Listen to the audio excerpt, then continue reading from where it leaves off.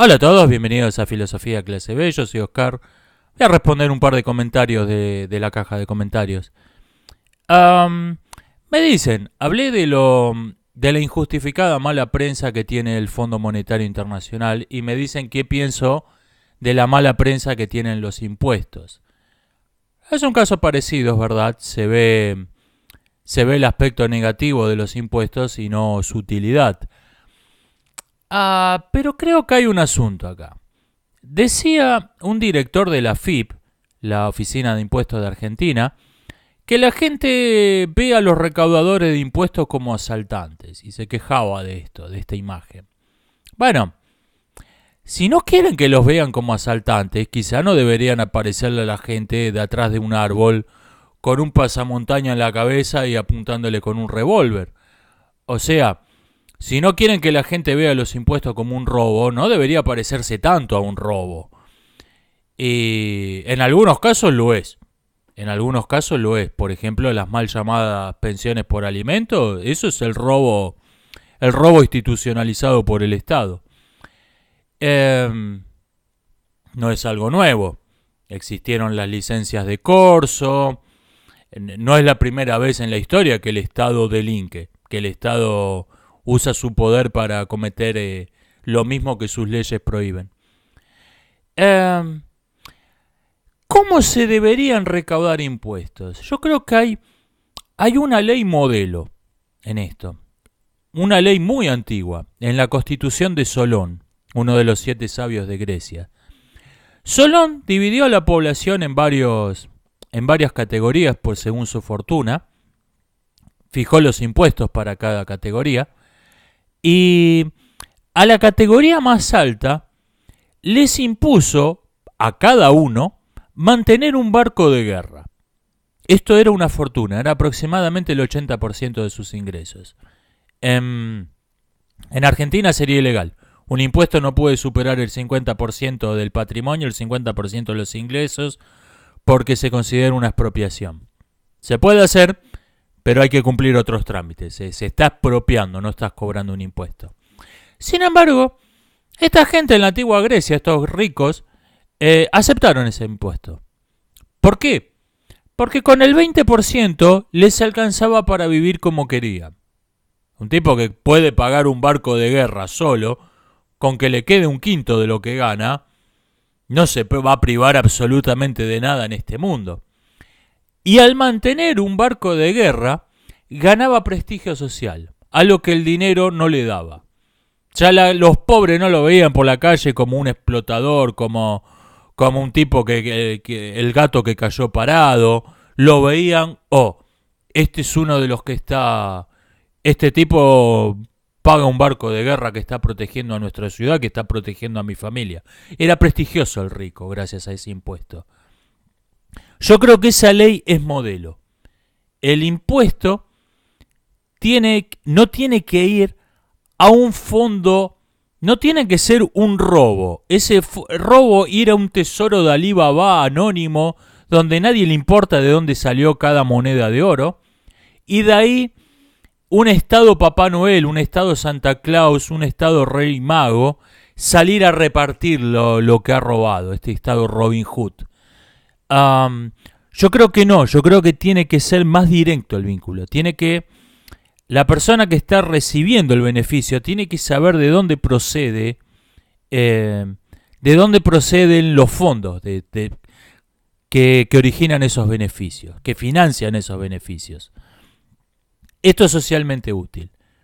El rico dejaría de ver los impuestos como un robo, porque ganaría prestigio social y diría, bueno, a mí no me falta con que me dejen un 1% de lo que tengo, no me va a faltar nunca nada. Y el prestigio social vale la pena. Y el pobre dejaría de adoptar ideologías de tipo marxistas que se basan en no ver el verdadero origen de lo que reparte el Estado Papá Noel, el Estado Robin Hood. Yo creo que las dos cosas serían sumamente beneficiosas socialmente. Yo creo que tendrían que tener ese espíritu de esta ley antigua, los impuestos. Me dicen que el youtuber PewDiePie donó una cantidad considerable de dinero a una organización política judía y a alguien le sorprendió esto y me pregunta qué opino. No me sorprende, PewDiePie es un tipo que está políticamente ubicado hacia el centro o más bien apolítico, lo cual tiene sentido. Si sos el youtuber más popular del mundo, lo esperable es que seas un tipo bastante promedio en muchos asuntos. Ah, la tontería de que es nazi procede básicamente de que es rubio y que es talentoso, mientras que los tipos que lo odian son morenos y no sirven para nada. Lo que sí es nazi es esta técnica de propaganda, esta técnica de difamar a una persona, de repetir la misma mentira 1000 veces hasta que se convierta en una verdad. Eso sí es nazi. Eso lo inventaron los nazis. Me piden otra vez que haga un video sobre la ventana de Overton. ¿Para qué? ¿Qué canal de YouTube no tiene un video explicando la ventana de Overton? Ya está. ¿Para qué hacer uno más? Le dejo en la descripción uno que me parece que está bastante bien. No vi otros videos de ese canal, no sé de qué va. Estoy recomendando un video puntual. Hay un problema con la ventana de Overton. Para empezar, yo creo que no funciona. Yo creo que es una estrategia basada en una posición filosófica incorrecta. Aparenta funcionar porque la gente acepta las ideas disparatadas que le quieren vender mientras no entiende lo que le están vendiendo realmente. Y por otra parte, puede ser que la posición anterior a empezar a correr la ventana estuviera fuera del punto razonable y entonces los primeros cambios se vieran como una corrección razonable. Estas dos cosas causan la ilusión de que la ventana de Overton sirve, pero no funciona. Se basa en una filosofía incorrecta esa técnica de propaganda. Y además creo que hay otra cosa. Todo el mundo hoy en día ha escuchado hablar de la ventana de Overton y todo el mundo cree que puede dar cátedra de propaganda. Yo sé cómo funciona la propaganda porque conozco la ventana de Overton. La ventana de Overton es una herramienta más en la gigantesca valija del manipulador. No es la técnica de propaganda, es una más.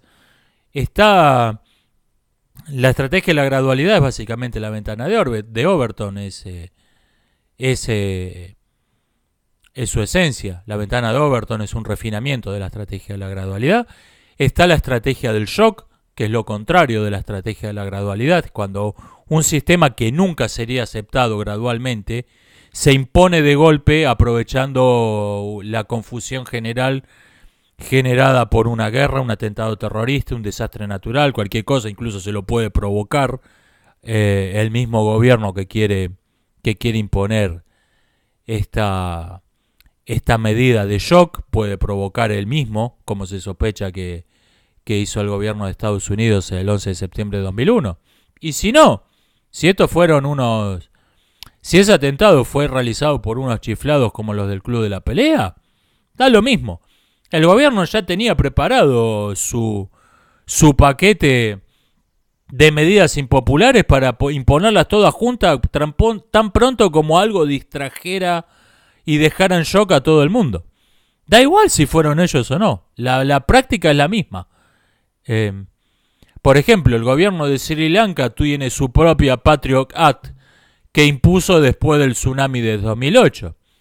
¿El gobierno de Sri Lanka provocó el tsunami? No, simplemente lo aprovechó políticamente. Está la estrategia del problema, la reacción y la solución, que consiste en crear un problema y cuando ese problema provoca una reacción de parte del público, presentarse uno mismo, decir la causa del problema, presentarse como la solución. Yo sé cómo terminar con esto. Esa es otra técnica de manipulación muy usada. Está la teoría de las 3 unidades, base de la propaganda nazi. Un solo símbolo, una sola idea, un solo enemigo. Hoy en día empleado, por ejemplo, por el feminismo. Tenemos la estrategia OML, omisión, mocking, labeling. Omitir, burlarse estereotipar, que lleva a lo que se conoce como la espiral del silencio, hacerle creer a un grupo de personas muy numerosos, mayoritario, que son minoría. Y como se cree en una ínfima minoría, ridiculizada, silenciada y estereotipada, empiezan a callarse. Y al callarse, parecen ser todavía más minoría. Por ejemplo, algunas personas muy sorprendidas me han dicho, ¿cómo que sos ateo y pro vida? Como la mayor parte de los ateos, como la mayor parte de las personas en este planeta. Eso es lo que pasa, que han estado utilizando sobre este tema la estrategia de omitir. No importa que las marchas prohibidas sean literalmente 1000 veces más concurridas que las anti-vida, la que va a aparecer en todos los medios masivos va a ser la anti-vida. Burlarse, mostrar como algo ridículo y estereotipar. Estos son fundamentalistas católicos, ultra religiosos que añoran la Inquisición. Esa es la estrategia OML. Omitir, burlarse, estereotipar. Está la estrategia de sentar un principio en un asunto que no tiene nada que ver con el asunto donde lo querés aplicar realmente. Por ejemplo, toda esta campaña anti-vacunas. A ver, la vacuna es uno de los tratamientos médicos menos polémicos que existen. Esto no quiere decir que no tenga escépticos, que no tenga efectos secundarios, que no tenga contraindicaciones. Hay estudios que señalan que no todo es color de rosas en la vacunación. De todos modos, como cualquier otro medicamento en la historia de la humanidad. Y hay gente, probablemente sobreestimando estos efectos negativos e infravalorando los efectos positivos, que decide no vacunarse, que decide no vacunar a sus hijos. Y esto siempre fue así. Y de repente esto se convirtió en un asunto. No, la vacuna es tan buena, nos dicen, que debería imponerse, debería ser obligatoria. Estas personas que están en contra de la vacuna necesariamente tienen que estar mal informados, tienen que estar manipulados y por lo tanto su decisión no vale.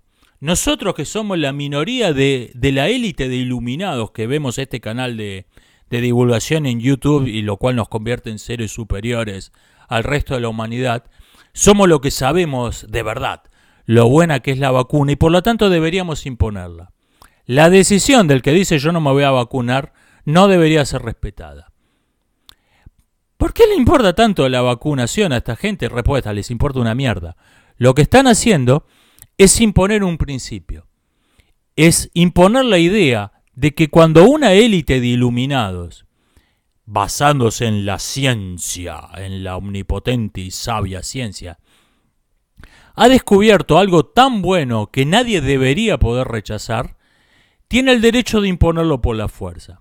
Porque el que lo está rechazando en realidad está alienado, está manipulado, su opinión no vale. Es un ser inferior cuya opinión no debe ser respetada por su propio bien. Una vez que impusieron estos principios, van a ir realmente al asunto. ¿Saben qué? Este modelo económico, esta ideología política, nuestro partido, es tan bueno como la vacuna. Y por lo tanto está en el mismo caso. Esto es lo que están realmente vendiéndonos con toda esta sanata anti-vacunas. No sé, la vacunación no tiene nada que ver en el asunto. Etcétera. Hay infinitas técnicas de manipulación. Y quería comentar otro asunto, pero estoy tratando de que me queden de 15 minutos estos videos. Lo voy a dejar para otro momento. Nos estamos viendo, esto ha sido todo por hoy. Hasta la próxima.